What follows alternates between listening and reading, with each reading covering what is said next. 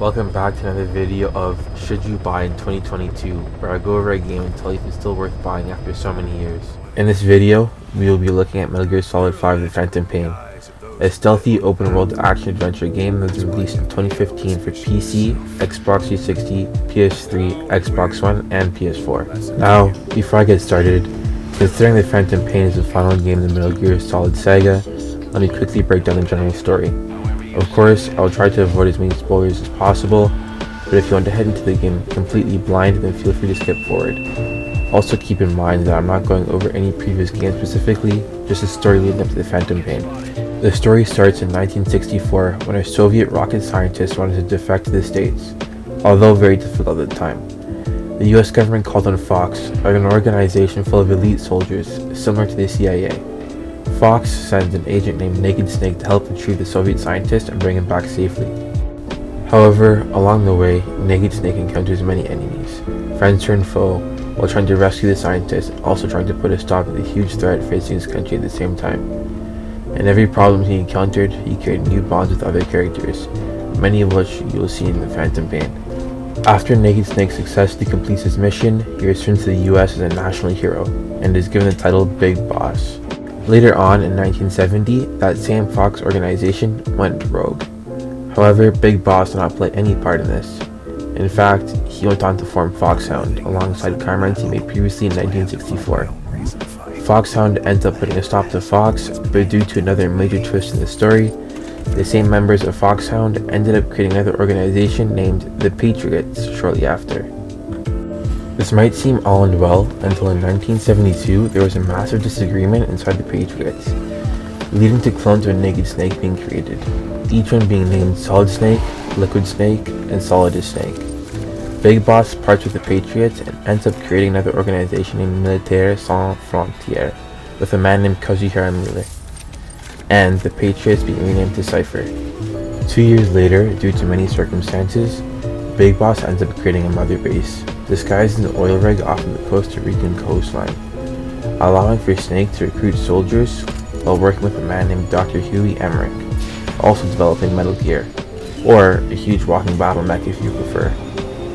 Just a year after that, Mother Base ends up being attacked and blown up, with Snake being comatose for 9 years, which is where the Phantom Pain fits in, as you start off playing as Snake after he wakes from his coma. Of course, this is just a very brief and short explanation of the events leading to the Phantom Pain. If you are interested in a full detailed breakdown where the events of each game are analyzed and explained, then I'll leave some links in the description for you to take a look at. Now, focusing on the Phantom Pain by itself, I'll have to go ahead and say before anything else, the Phantom Pain is by far one of my own personal favorite stealth games of all time, which is an opinion I'm sure many of you will disagree with. However, there are many factors to look at when making a decision about whether or not this game is good. First is the story. There's not really much to say for this, as I already previously explained the story leading up to this game. So if that seemed interesting to you, then the Phantom Pain will definitely interest you as well. However, it is definitely worth mentioning that the story in this game is considered incomplete due to the poor relationship between Konami and Hideo Kojima. Also, one con when it comes to the Phantom Pain story is that with such an intensive backstory prior to the game, new players might find themselves searching out certain things about the story to fully understand everything.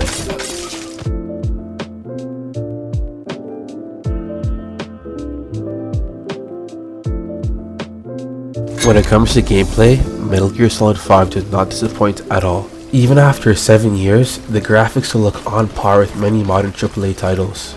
These amazing graphics are possible thanks to the Fox engine, which was designed and developed by Kojima Productions. This allows the game to run as smoothly as possible in 60 frames per second on most consoles, while maintaining a very photorealistic look to the game.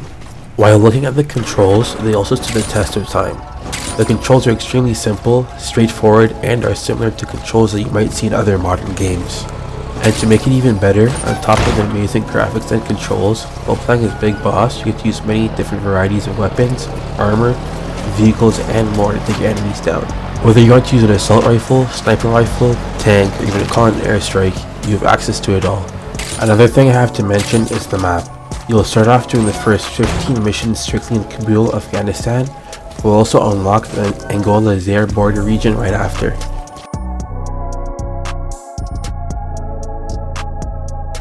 Overall, I would definitely suggest playing Metal Gear Solid 5 The Phantom Pain in 2022.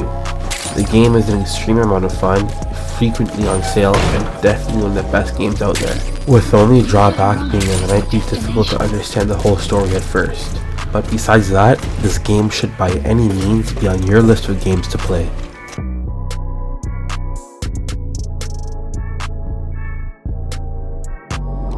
Don't forget to like and subscribe, and stick around to learn more about your favorite games. If you have any questions, feel free to leave them in the comments down below.